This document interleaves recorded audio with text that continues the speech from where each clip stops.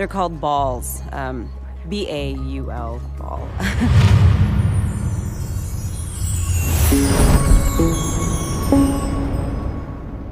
Hey guys, it is Tristan with Nerdette's NewsStand, and with every Friday we get some new shows.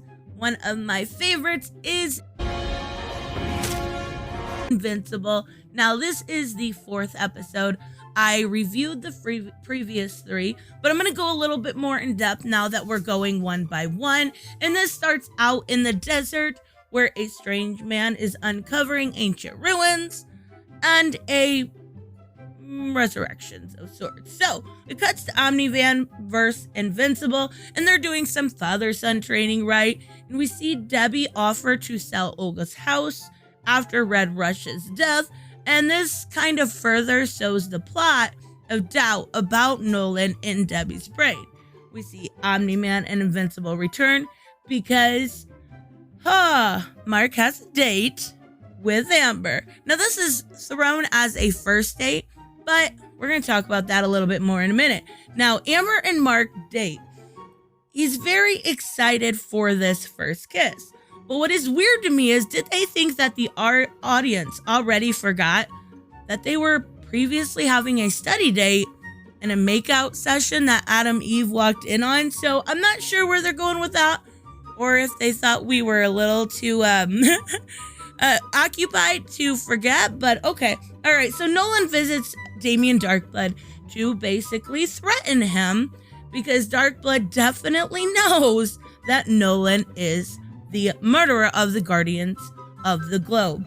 Now, one of the Mauler twins is then seen returning and to make a contraption of sort to make himself a new clone, since he used his other clone in a sacrificial way of getting out, right? So we see Robot and the new Guardians visit the headquarters for the first time, and Rex is, of course, as always, an ass, but we see Robot warn then Rex to not date or try to bang Monster Girl.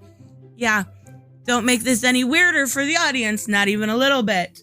Robot then takes blood from Rex, unbeknownst to him, and we're not sure exactly where he's going with that. So Nolan and Debbie have an altercation, and this is with Cecil.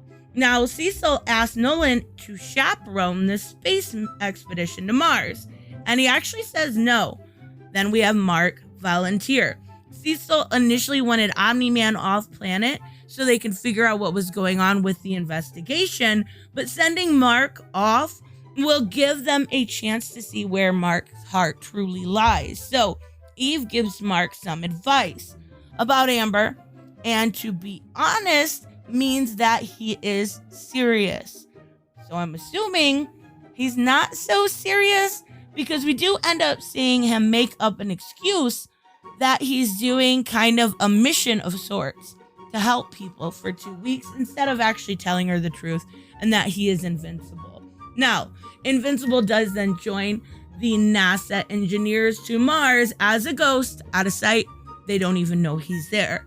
And we see Debbie confront Nolan about how he's been acting. They decide to kind of rekindle that old flame, right? By vacationing where they first had their initial date, where Nolan asked her to have complete trust with Cecil's investigation into the Guardian murderers as a dragon attacks, and he completely ignores, even after she says she trusts him. I don't know whether it's making Cecil realize what he wouldn't have without him, or if it's just completely psychotic. I can't decide yet. So, meanwhile, the Americans and Invincible land on Mars and begin to explore, as Invincible immediately almost manages to doze off, only while waking to find out that the astronauts are missing. Good going. He must then trace their steps and eventually does come upon a Martian civilization who have the humans, scheduled for execution. Totally normal. Well, it's because they may have come in contact with the Sequids, who, if have a host, have the capability of ending worlds.